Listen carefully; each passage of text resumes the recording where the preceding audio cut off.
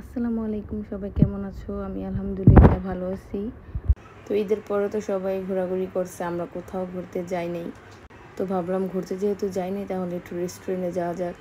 তো আমার বড় আপু ফোন দিছে, বলতেছে যে স্বপ্ন মাহাদি নাকি কান্নাকাটি করতেছে, রেস্টুরেন্টে যাইবো। তো আমরাও বলছি যে আমরাও যাবো। তো আমার মেজো আপু বলতেছে চলো আমরাও যাই।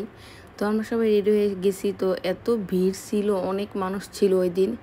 তো আমরা জায়গা পাইতেছিলাম না, তাই আমরা ছবি তুলতেছিলাম আর আমার আপুরা সবাই ভিডিও করতেছে। তো অনেক মানুষ ছিল আর আমরা যাইতেও আমাদের অনেক লেট হয়েছিল, 9টা বাজে গেছে, তারপরে অনেক মানুষ ছিল। তো সবাই ছবি তুলতেছে আর এই জায়গায় তো মানে বাচ্চা কাচ্চারা খুব দুষ্টামি করতেছে।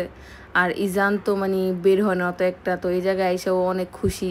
তো এই জায়গায় ইজান আর আমার ভাইয়ের ছেলে তাশরিফ অনেক দুষ্টামি করতেছে। তো ইজান তো অনেক হ্যাপি। তো এখানে আমি আর আমার মেজো আপু ভিডিও করতেছি, তোমরা অবশ্যই জানাবা যে কার ফোন থেকে ভিডিওটা করা হচ্ছে।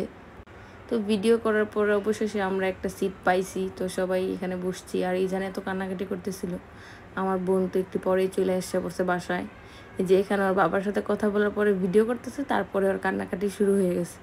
তো তারপরে আমার আপু এসে পড়ছে। তো আমাদের কারোর মুডই ভালো ছিল না, কারণ বাসা থেকে একসাথে গেছি, এখন ওই জায়গায় কি একা একা ভালো লাগে। তো ভাবলাম ইজান যেহেতু মানে কান্নাকাটি করতেছে, ওকে বাসায় পাঠাই দিই। তো এটা হচ্ছে আমার বড় আপুর হাজবেন্ড, আমার বড় দুলাভাই। আর এটা হচ্ছে আমার একমাত্র ভাবি, আর এটা হচ্ছে আমার কাজিন, ফুফাতো বোন।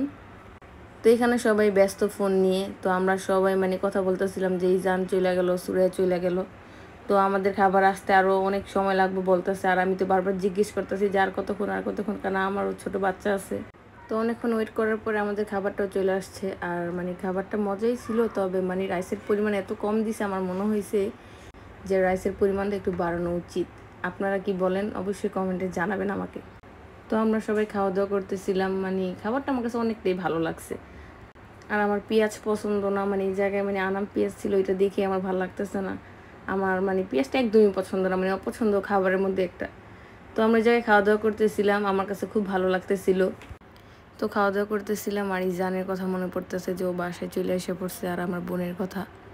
তো খাবার দাবার খাওয়ার পরে সবার আগে আমি খেয়ে ফিনিশ করে দিয়েছি, আর এখন সবার খাওয়া চলতেছে।